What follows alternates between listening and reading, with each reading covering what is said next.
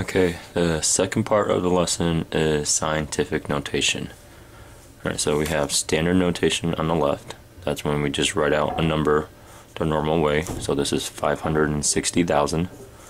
Scientific notation is in this form. Now there are two criteria for it to be scientific notation. The first one is you need to have a number between 1 and 10.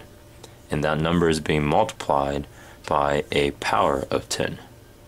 Alright, so here we have some examples. This one would not be scientific notation because the first number is not between 1 and 10. Right, so that's not scientific notation. This one, the first criteria is met, but the second criteria, this is just a number to the fifth power, and it's not a 10 to a certain power. Right, so that is not scientific notation. This one, even though it has a lot of decimal places after the decimal, it's still a number between 1 and 10. 22 is a pretty high number, but that's still a power of 10, so that's scientific notation.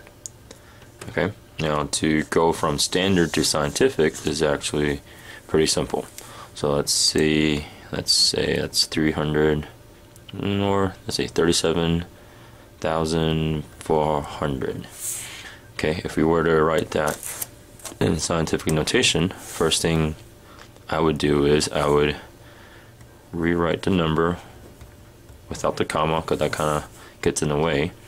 And now I just have to figure out where can I put my decimal to get a number between 1 and 10. Alright, and then the student can even check one by one to see, alright, if the decimal is here, that's 374, which doesn't work. If it's here, that's 37.4, so we're getting closer. Here, 3.74, that would make it work. Alright, so I want my decimal to be there, but the decimal right now is over here, so that means I need to move it 1, 2, 3, 4 spaces. Alright, so 3.74 is what we want, and we need to move 4 spaces to achieve that. That means I need to multiply by a power of 4. Alright, because anytime, remember, 10 is special because when you apply exponents to it, it coincides with the place values. Alright, so 10 to the power of 4 means we are moving 4 decimal places. Okay, so now going from here to here doesn't seem like there's a point to that. That's because this number is not that big. Alright, scientific notation is has advantages when you have a really big number. Right, so like for example, we have 231 million. Okay, so instead of writing all this out, we can write 2.31 times, and we need 1, 2, 3, 4, 5, 6, 7, 8 spaces.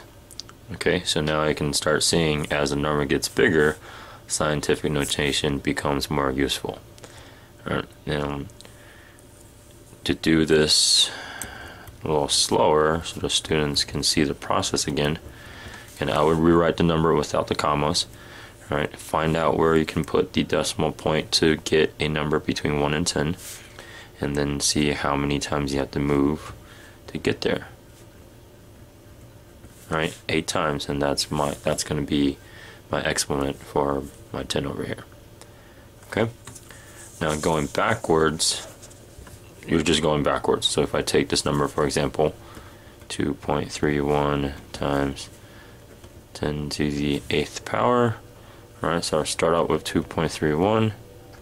Multiplying by 10 to the 8th power means I'm moving my decimal to the right because the number is getting bigger. Alright, so I need to move it 1, 2, 3, 4, 5, 6, 7, 8 times. Alright, now for the areas where there aren't any numbers, I have to fill it in with zeros, and then I would get the same number I had up here, which is standard notation. Okay, another way you can look at it is anytime we're multiplying by a power of 10, we simply add the same amount of zeros. So I'm supposed to add 8 zeros, except that my decimal is here, and I need to account for 2 additional decimal points, decimal places. Alright, so the 8 zeros, 2 of them will be used to move it the decimal place to the end. So then I'm left with 6 zeros. Alright, so you see 1, 2, 3, 4, 5, 6. Okay, so that's another way of doing that if you just want to count zeros. But I highly suggest counting places. That will make the process a lot simpler. Now lastly, we have numbers that are really, really small. You can also use scientific notation to represent that. Right, and the process is the same. Find out where you want your decimal point. So we want it here, and then it's going to take 1, 2, 3, 4, 5, 6 movements to get there. Right, now the difference here is it's not a positive 6, because a positive 6 would actually make this number bigger and not smaller. Right, so a negative 6 is what we want, because the negative will cause the decimal point to go the opposite direction. Right, so now it's going towards the left, which would make the number smaller, and that's the number that we had initially. Right, so that would be the scientific notation of that number. Okay, and then going from here to here, you would just reverse the process again.